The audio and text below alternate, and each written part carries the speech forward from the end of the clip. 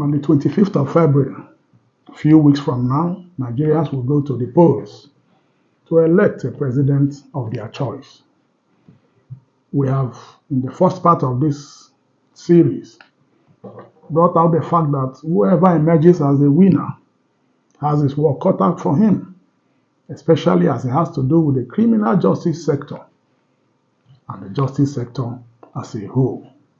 Now, in bringing out the need for whoever emerges as the winner to see how bad the situation is in our justice sector, we've taken time to highlight under subheadings certain issues which we need to look at and see how bad the situation is, in order for whosoever will emerge to be able to situate the issue properly. We've asked the question and we still ask the question, what plans do these presidential candidates have? What is their manifesto concerning the revamping of our nation's judiciary?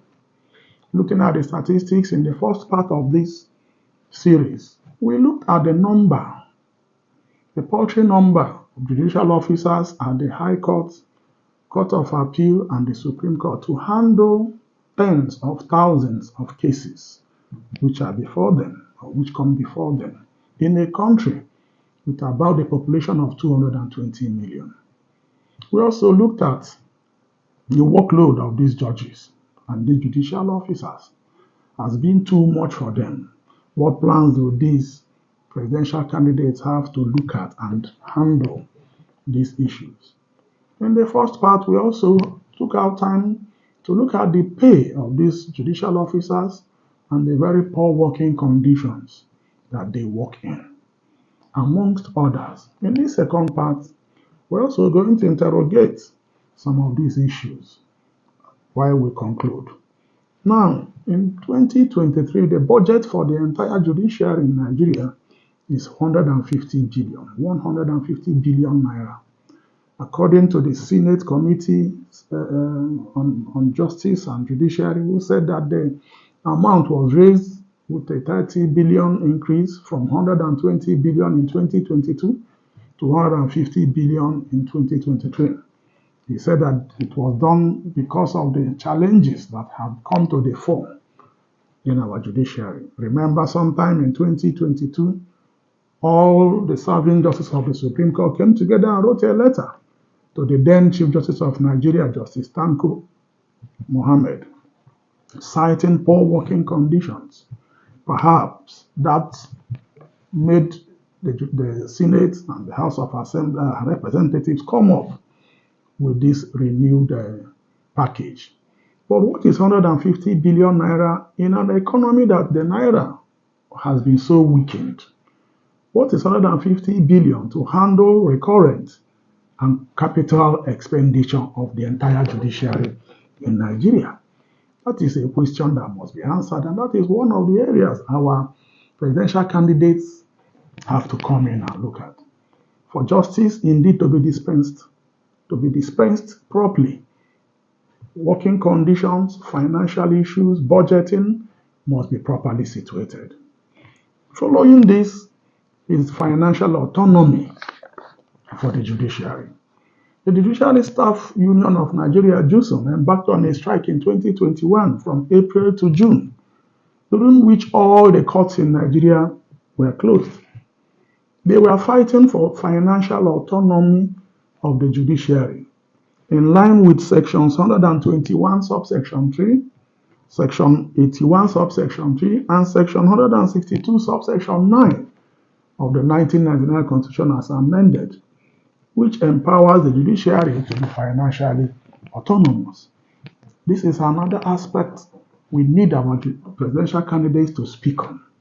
What plans do they have to make the judiciary fully financially autonomous? Not to be dependent on the executive for their cars, their welfare, the construction of new courts, and all the things we see every day done by the executive for courts and judges in Nigeria. The judiciary needs to manage their budgets from day one, do what they want to do, handle the money the way they need to handle it, just as the executive and the legislature are doing. What plans do our presidential candidates have in this regard? Again, we bring to the fore the prisons, our correctional centers, and the negative conditions that exist there. In Nigeria today, in all the prisons in Nigeria, we have about 76,000 inmates. 70,000 of these inmates are awaiting trial. And this number awaiting trial have led to overcrowding of these facilities. The 76,000 people we have today stay in prisons that have about 30,000 as their maximum capacity. Simply put, there is overcrowding in our correctional facilities. What plans do these presidential candidates have to overhaul the system? Recently, our organization, Zarephath Aid, in course of our criminal justice reform mandate, offered free legal service to some inmates of Lagos prisons who have stayed long awaiting trial. Two of them were released January 2023, and the interview that they held, the stories, the pictures they painted of the conditions existing in the prisons is something that one should not imagine.